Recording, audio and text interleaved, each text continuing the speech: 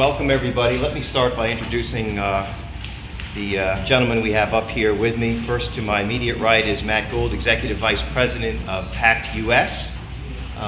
Next to him is Mr. Stevan Mitchell, who is the Director of IP Rights from the United States Department of Commerce. Michael Hermann is the Director of Licensing of the Andy Warhol Foundation here in New York. And at my far right is Jeffrey Sears, who is the Chief Patent Counsel at Columbia University. So welcome to everybody, and thank you. What I'd like to do is start off really quickly by giving a 20-second, more or less, summary of IP rights and the distinctions between patent, trademark, copyright, and trade secret rights. And to many, if not most of the people in the room, this may be well known, but in the event it's not, it may help at least focus the discussion for some of us. So let me just start with patents, which get a lot of attention and a lot of questions, as all these areas do. So what is a patent? First of all, a patent is a monopoly granted by the government for a term of 20 years. And sort of the theory behind that is the government will give you exclusive rights to do something and give you a monopoly in exchange for you disclosing exactly how you do what you do, so the rest of the world can learn from that in a sense. So it's an exchange, it's a bargain. The government gives you this extraordinary right in exchange for you turning over the keys to your secrets and your inventions.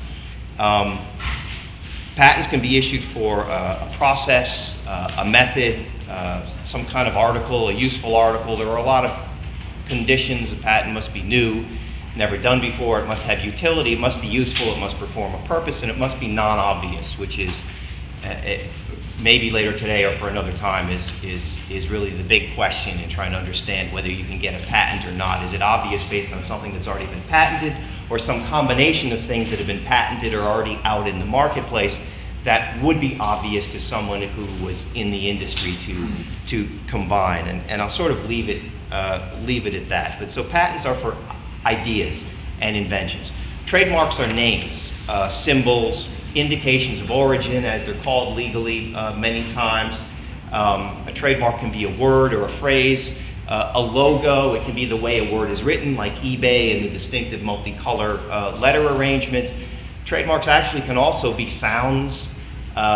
In certain exceptional cases, they can be even things like smells. Anything that you can show associates your product or service with you as a company can potentially function as a trademark. Copyrights protect not ideas, but how an idea is expressed.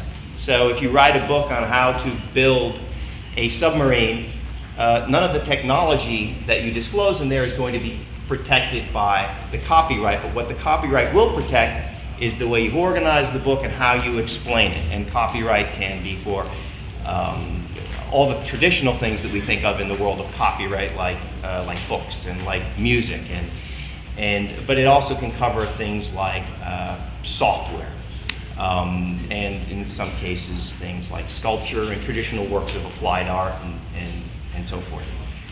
Trade secrets, and all of those first three areas have specific parts of the law which protect them. They're very specific conditions that allow something to qualify for a patent, or to be protectable as a trademark, or to be registrable or protectable as a copyright. And then there are trade secrets, which is really the most simple and intuitive form of protection, which is just taking whatever you create and keeping it secret and not telling anybody, with the hopes that no one will find out. And the risk there is pretty obvious. If someone finds out, then you're out of luck. You have no way of stopping anyone else if it leaks out, unless it comes out through the wrongful act of someone else who has violated a contract you have with them not to disclose your secret, which I'm sure we'll be talking about later today. So that's a little more than a 20-second tour through intellectual property law, but I think that might be a little bit helpful. And so why don't we dive in? And I think when we were discussing earlier, Matt, you had some ideas on talking about how companies should identify what they might want to pursue with their IP protection. So why don't you take it from there? Sure. Well, I'll start by saying what PACT US is. It's a trade association for content production companies, so TV, digital, film production companies. It started in the UK about 30 years ago, and they have about 500 members in the UK, and we started in the US a year ago, and we have about 40 members. So IP protection is a big part of what we do, because I guess a lot of you are tech startups, right? And so that takes a huge amount of labor up front before you have a product to sell to someone in another country. Is that sort of the gist of what the room is? I think the world of international television production and international television format specifically is an interesting example for you guys, because what we do is, our unique selling point is our idea. So you pitch an idea for a show, and a lot of times the whole concept of profit for the show rests on international distribution. So if you think about a show like Big Brother, say, right? It started in the Netherlands. It grew quickly to about 25 countries, and it's been on the air in about 60 countries ever since. So the whole concept of that is about selling that idea into a market fast, and establishing that that's your brand and that's the thing that you do. And it's sort of, I guess it's almost bypassing the legal system and using and protecting yourself through your speed, I guess. I think that's what you were talking about. Yeah, well, I think that's right. I think the experience of protecting something like a television program encompasses a lot of the intellectual property rights that we've spoken about. And to an extent, some of the basic elements of that are not going to be protectable.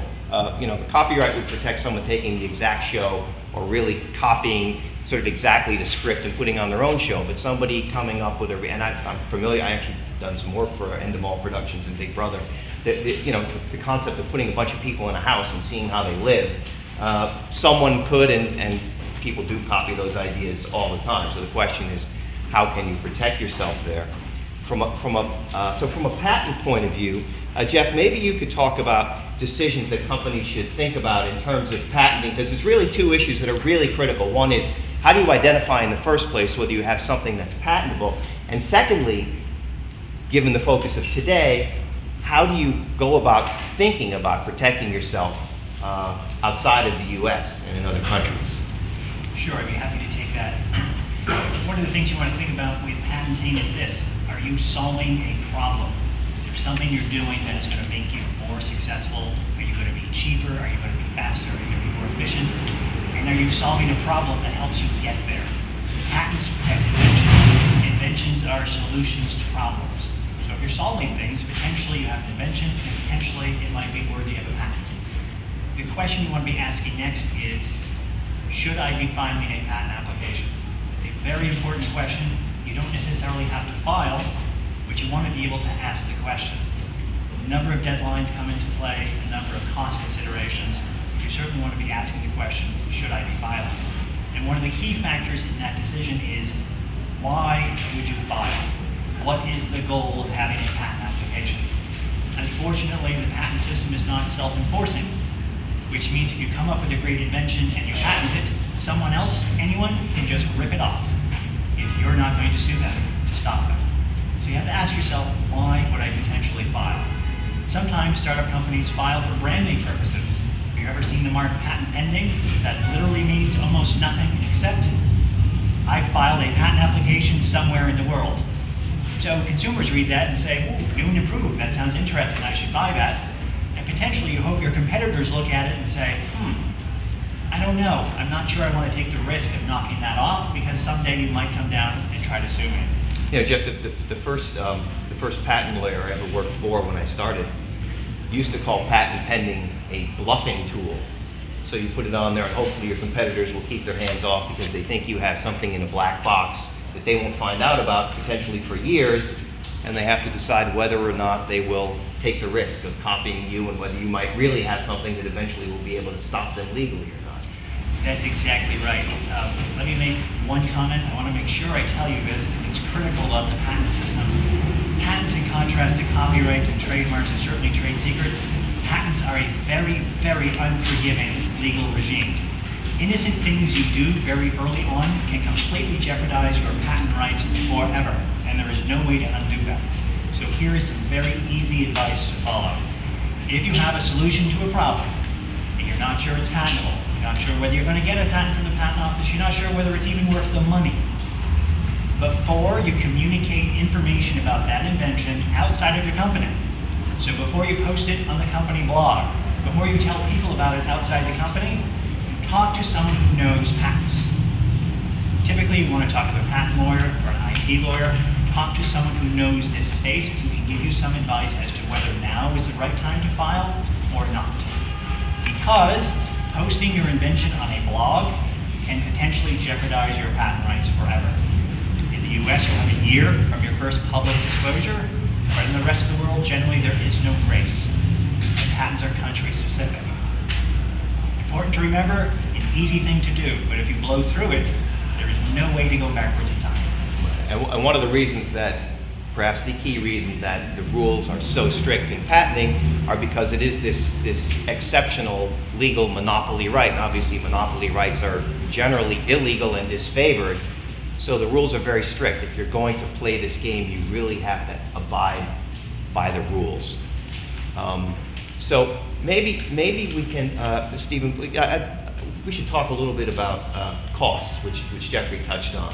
But companies are often surprised / astounded, I think, by the costs of filing for patent protection. You know, to file in the United States, the government fees are not so much. I mean, they're in the hundreds, or depending on the size of the company, maybe, you know, that the whole process might be a few $1,000s. But, you know, the legal fees in the development typically are from thousands to tens of thousands of dollars to get a patent application on file.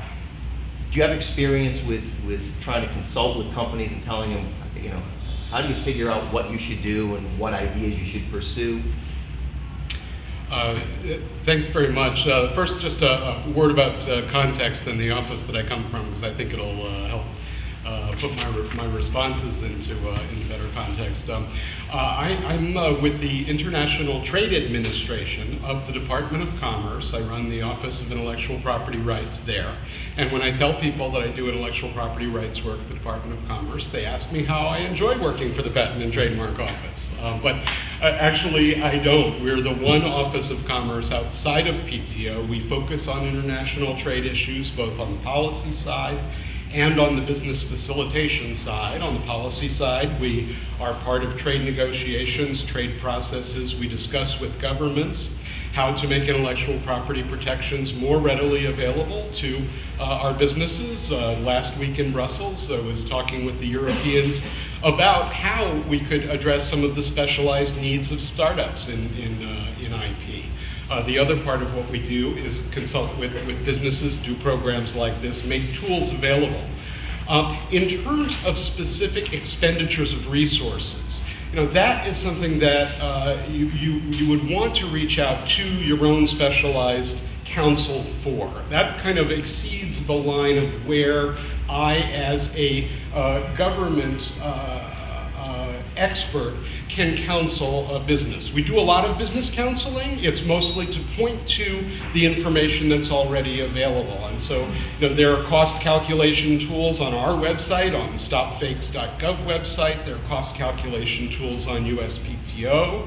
You know, we would talk to you at the strategic level and urge that once you have in mind what you want to do, that you do bring in counsel and consider how to spread those funds around.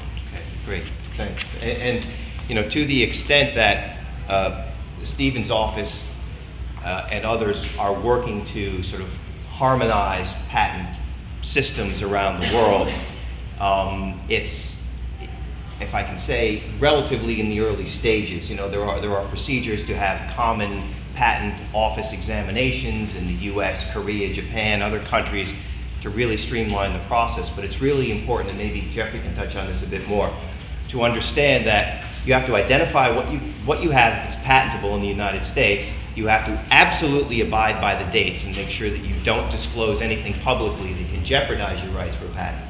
And then protecting yourself outside of the United States is basically country by country.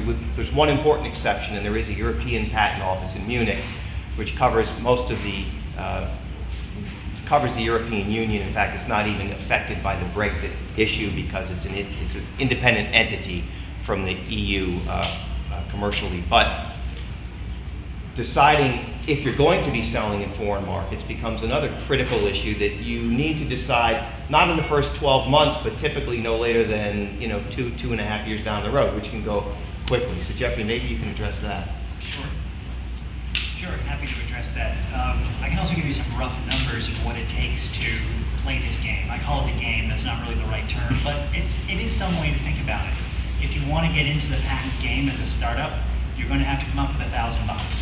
If you cannot come up with $1,000, the patent game is not for you. You're just not going to be able to get into it. What do you do with that $1,000?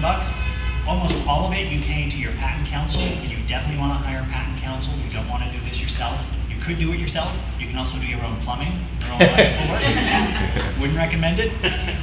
You're going to pay your counsel the majority of that to prepare the application for filing in the patent office, and you're going to pay the patent office itself a very small fee, typically on the order of $100. So you get into the game for $1,000, ballpark. It's going to be hard to find an attorney who will do that for you, but they are out there and they will do quality work. That will buy you typically 12 months of time. In that 12 months of time, you can do whatever you like with the invention. A typical startup would potentially shop it around. Find companies who are interested in working with you to make the product, or maybe you just want to sell your rights outright. Find someone who wants to buy up all of your rights and they can sell that product. At the end of 12 months, you now have to invest a significant amount of cash if you want to preserve protection. There's a very cost-effective process. It's called the PCT process. PCT is an acronym. It means Patent Cooperation Treaty. In 12 months, you can file a single application and protect your rights in virtually every industrialized country in the world for another 18 months. So 1,000 in, and year after, you're going to be spending at least 10 to 15,000 to file that PCT application. The great majority is going to be paid to your patent attorney to write the work product. A couple of thousand is going to be paid to the patent office, typically the US office. At the end of 30 months, that's your original 12, plus the 18 after you file the PCT. At the end of 30 months, now comes a very, very expensive proposition. You probably didn't think 10 to 15 was, if you thought that was expensive, you should get to the 30-month date. Because now you must decide which countries you want to enter. Where in the world do you actually want patent protection? Because the PCT process is just a process. It doesn't lead to a patent. So if you are potentially selling products in the US, you want a US patent. If you're selling them in the UK, you want a UK patent, or maybe just a European patent. If you're in Japan, you want a Japanese patent. Patents are country specific, and the US Patent Office is the greatest deal going in terms of official fees. Foreign protection is really expensive. So if you're thinking about this globally as a startup, you want to ask yourself first, do I need a patent? And second, at 12 months, do I really need international protection? You're going to have to sink a lot of cash. What are you protecting? It's a very important question. And so if you don't extend your rights for whatever reason into some foreign country or any foreign country, it means that your invention can be copied and used completely freely with impunity in any other place in the world. It is important to realize that still doesn't give them any right to sell the product into the United States or use the service in the United States. If you have a US patent, you still have full protection for the US market against copies here, including any imported copies that might be legally made in another country. So, sure, go ahead, Steve.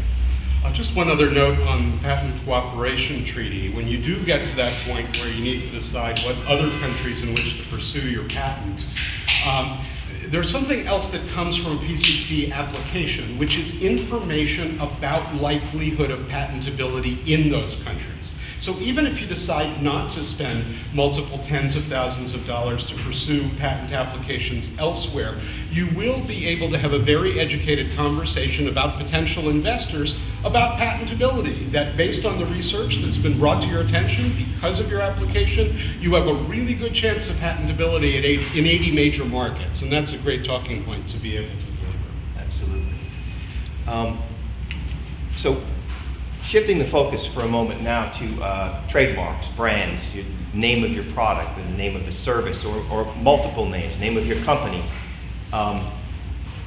The system, the laws are different on trademarks than on patents, but the concept of filing country by country is the same. And there is not, for example, there's not the equivalent of a patent cooperation treaty, but there are similar systems where you can try to file in a central international office and then protect your rights all over the place.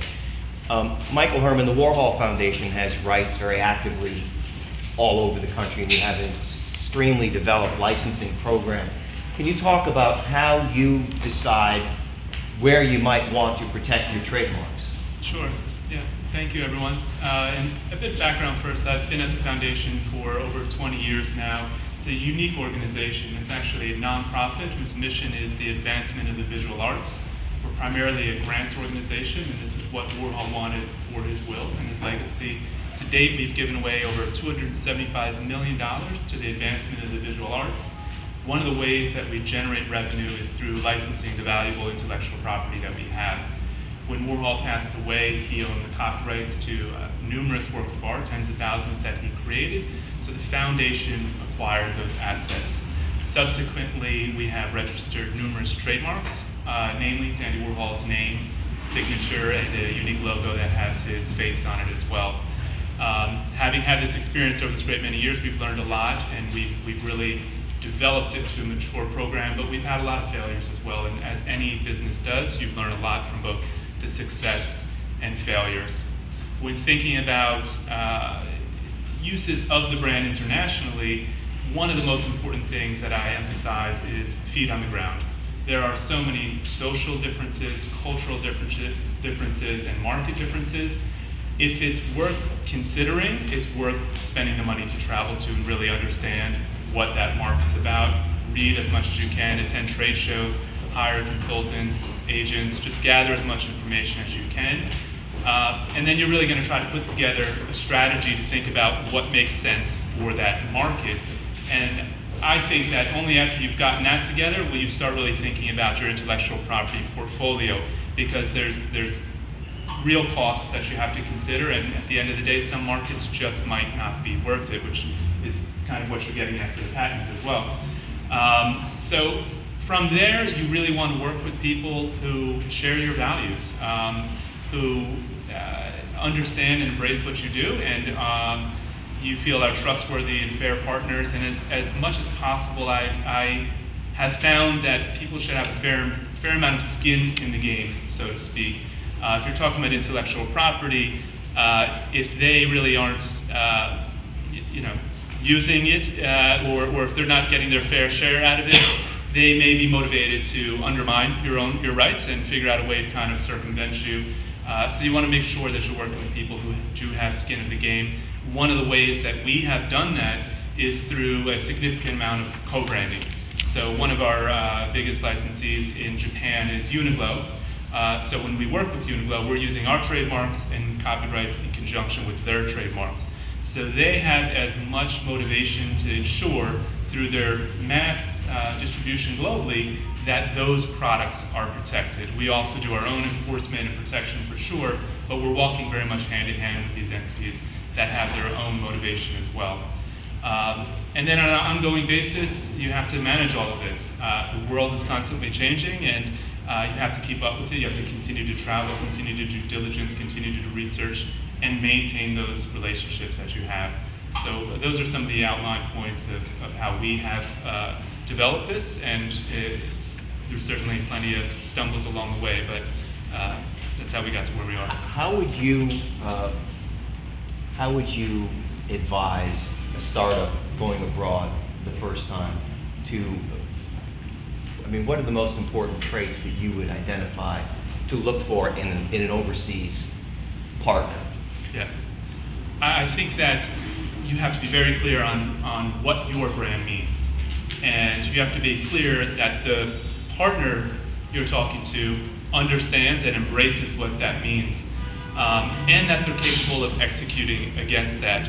There are times where people say, "Oh, this is a very pretty Andy Warhol work of art," and we think that young teenage girls who like Japanese pop would love this whimsical cat drawing. That's not really what our brand is about. Andy Warhol stands for something, so therefore we're not really on the same page. So it's important to really understand what the motivations are in the party that you're working with in terms of both trademarks and copyright as a brand owner generally.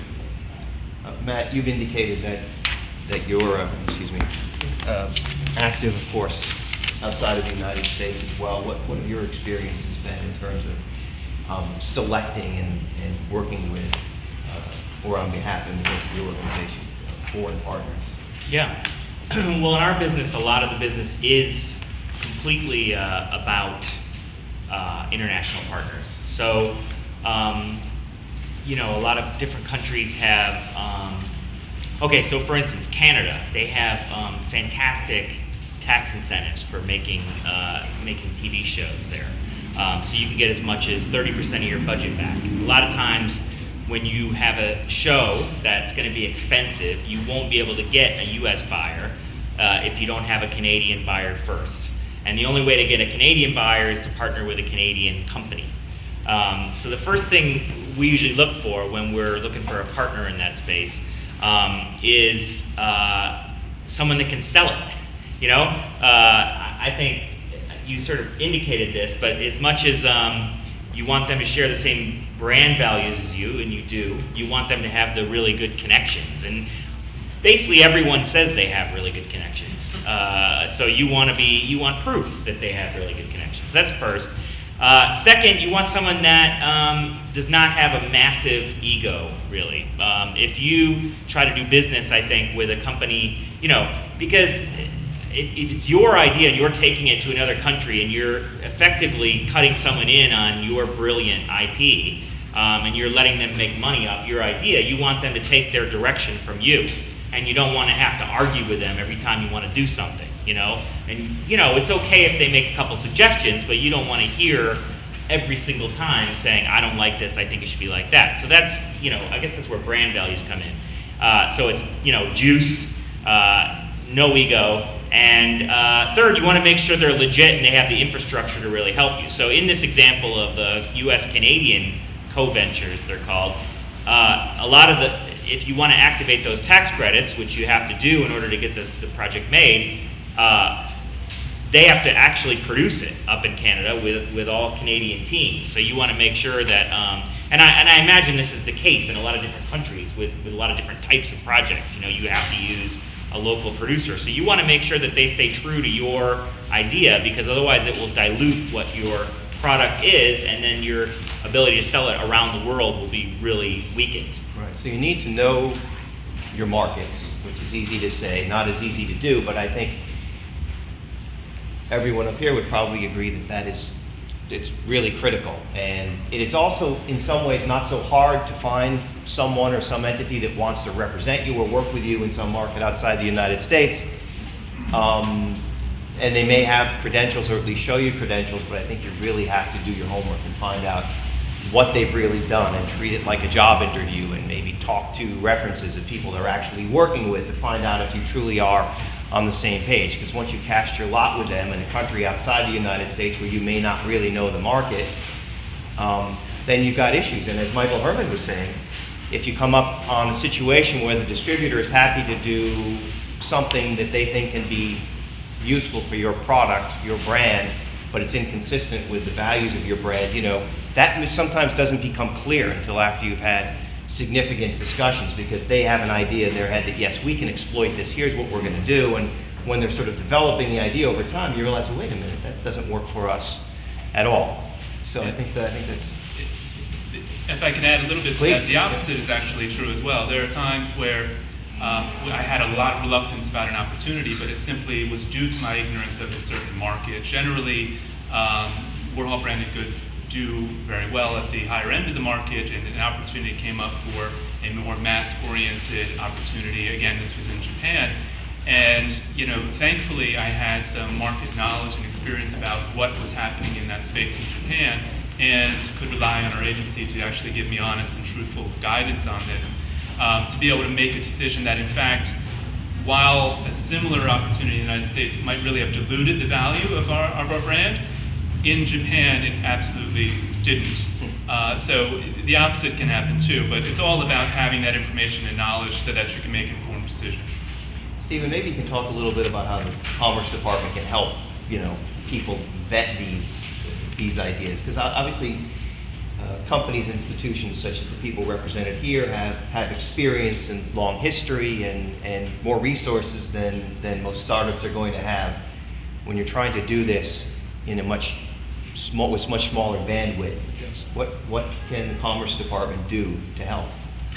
Well, one of the things that the Commerce Department and the U.S. government do to help is make a tremendous amount of information available on how export countries, target countries for exports, treat and respect intellectual property rights or not. There is a process called the Special 301 process where the U.S. Trade Representative, U.S. Interagency perform a detailed review of about 120 countries a year and their performance in respecting U.S. IP rights in their markets, copyrights, patents, trade secrets, trademarks. And there are industry submissions, thousands of pages of submissions that are contributed to that evaluation. There's a report that gets issued by the government at the end of April of each year. And with just a few minutes' work and some clever online searches, you can literally find hundreds of pages of other companies, other industries' experiences in those markets. And you can take that information and fold it back into your own export strategy. Now that's talking about when you have a product or a service ready for export and you're selecting a market, but there is a stage that is even more foundational than that, and that is helping you identify the full range of your IP assets. There are some tools that are available online as well. I'm very pleased that Jess had begun this panel by reviewing the major types of intellectual property, copyrights, trademarks, trade secrets, patents, and what their differences are. Because the fact of the matter is that most people take kind of a myopic view of intellectual property. So when I'm talking to a startup, let's say it's someone who's completing his Ph.D. dissertation, and IP for that person is their dissertation, is the patent that is going to result from that. That's their world of IP. When I'm talking to video game publishers, their view of IP is that very next title that they're going to be releasing in the next 6 months, or maybe even just a new character that appears in the storyline. That's their IP. But the fact of the matter is IP is much broader than that, and an awful lot of stuff that's around your offices, around your garages, are protectable in one way or another, albeit by different kinds of IP rights. And so if you've produced an employee manual, protectable by copyright and can't be stolen by the competition and used, or at least that you would have some recourse there. Trade secrets, also very useful, not only for as an alternative to patent protection, but as a supplement to patent protection for other information that you had developed pre-patent application. Maybe we'll have a chance to talk a little bit more about that going forward as well. Actually, I'd just like to pick up really quickly on your comment on IP, because in a sense, over time, I started as a patent and trademark lawyer 31 years ago, and when I started, people, even lawyers, didn't understand the term intellectual property. It was not uncommon to be at a legal meeting somewhere, and if you say you're an intellectual property lawyer, they think that's some kind of real property, or they think that you're a real estate lawyer who thinks he's really smart. And we've actually gone backwards in a sense, because intellectual property is thrown around all the time, and we know generally what it means, but it's actually extremely important to your companies to understand when you talk about intellectual property, what rights you're talking about, and is it a copyright, is it a trademark, is it a patent? And I see even in briefs that we file in federal court all the time, in say a trademark infringement case, a party will refer to, and we own the intellectual property Anti-Warhol Foundation, which is sort of technically true, but it's a trademark. And intellectual property is sort of a very, very broad term. So it is really important to understand what rights you're talking about. And if you have a patent, your company will almost certainly have patent, trademark, copyright, and trade secret rights. If you don't have patented technology, you almost certainly will have the others. You'll have the name of the company. You'll have copyright in, depending on your product, maybe your product, certainly in your website and the materials that you produce. So it is important to focus on those differences because, as we said, the protections are very different. Well, I want to talk about, and maybe Jeffrey, you can talk a little bit about. Okay, you've got some rights in your company, and you want to protect those outside the United States. What are the choices? For example, selling them outright to a third party in another country versus. Maybe you can talk about that a little bit. Sure. It's really only 3 ways you can use intellectual property rights. You can sell them. It's just like your apartment. If you own an apartment, there's 3 things you can do with it legally. You can sell it, you can rent it to someone else, and you can live in it. The same thing is true for IP. You can sell your rights to someone else. Basically, it's some agreement. Someone will pay you some amount of money or some other consideration. That's it. You're out. You have no more ownership. Very easy. In the world of land, we talk about renting, we talk about leases. In IP, we talk about licenses. You've all executed licenses, you just don't know it. Next time you go to a concert or a sporting event or the movies, look at the ticket, look at the back, or look at the fine print on the bottom. Somewhere it'll probably say something like this. The management grants the holder a limited license to sit in the seat for the show designated for the time designated. It's just a license. You're not buying the seat in the movie theater. You are buying the right to sit in it for a period of time. You're enjoying someone else's right. The best way to use IP if you're a startup is to use it to support your company. Use it to potentially exclude competition. Something IP can be used for, you get the patent pending mark. That's interesting. It's kind of fun. But investors always want to see IP on the balance books. What have you filed? Have you filed a patent? Next time you watch Shark Tank, find out and just sit through it and see how many times in an episode one of the shark asks the entrepreneurs, do you have a patent? They never ask, how good is it? They don't get that far, and it's shockingly true. VCs generally don't go beyond the first question, do you have one? So file one. It's an asset that goes on the balance sheet of the company. You can file patents for very low cost. Trademarks you can file for exceedingly low cost. Potentially you don't even need to file at all.